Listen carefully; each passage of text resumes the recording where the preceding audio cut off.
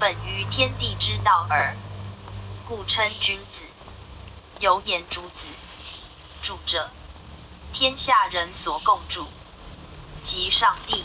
民国90年代的文宣。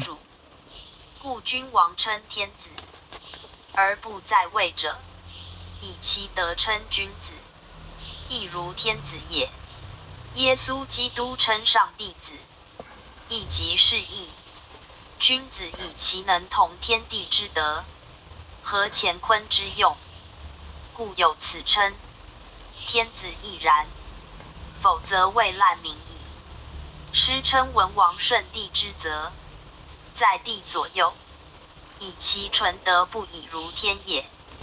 古人重民，以民必服时，非可苟也。